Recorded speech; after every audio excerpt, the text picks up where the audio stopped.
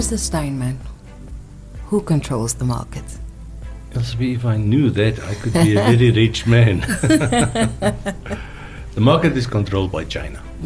About 80% of all rare earths, and I'm talking now about the 7 rare earths out of the bigger group of 17 that I mentioned at the beginning, they are explored, mined, processed 80% by China. Okay. And the rest by America, very limited by Taiwan, by Singapore, and not insignificant amounts by Japanese companies.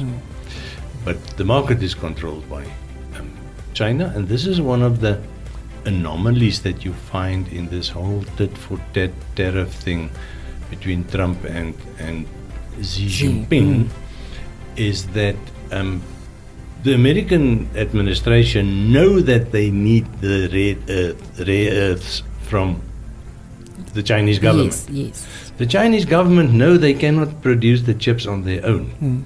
So they both have an ace card close to their chest that they don't want to play, because the Chinese government has to sell the rare earths to the Americans, the companies, to make the chips, which the Americans said, stuff you, we're not going to sell them back.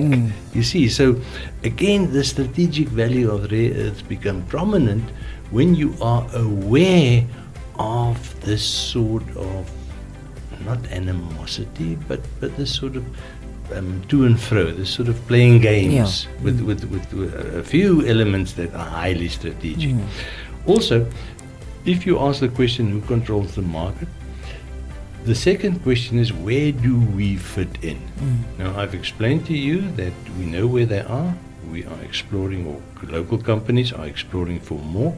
It's mostly Japanese and Chinese concerns, but also a little bit American and Canadian concerns. I think the extent on the mineral map has been delineated so far, So we've got a very good idea where in Namibia are the best places to look for higher concentrations of rare earths, and also where we can find rare earth elements that are not known in Namibia yet, but for which we have a very good indication that they are there, because remember, from a chemist's point of view, they're one group of elements and they are closely related. But very interesting, rhodium, maybe the second or third most valuable element in the globe, in the whole world, is mined in the Northern Cape, very close to Namibia. And if you look at the morphology of the environment there, those sediments that you find in the Northern Cape, they continue in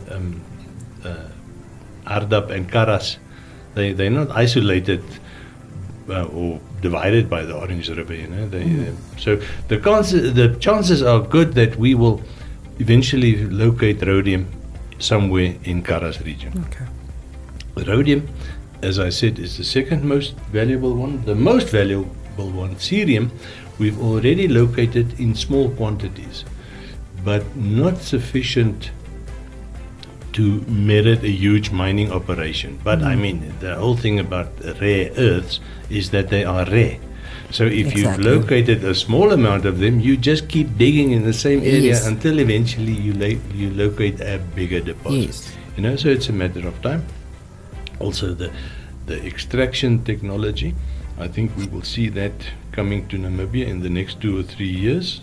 Immediately you can see that I put a very shorter time frame to rare earths as to oil and or gas. hydrogen.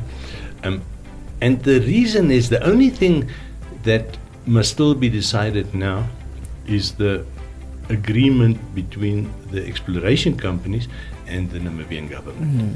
And I know, I'm fairly convinced that the people in the Ministry of Mines and Energy who have to take these decisions, they realize that speed is of the essence. They need to get these agreements in place, so that the exploration companies know where they stand in terms of levies, and royalties and taxes and that sort of thing, and that they can continue on a much bigger scale with covering a much bigger acreage, it's called, finding more rare earths and finding more of the stuff that we want and finding more lithium deposits. Yeah.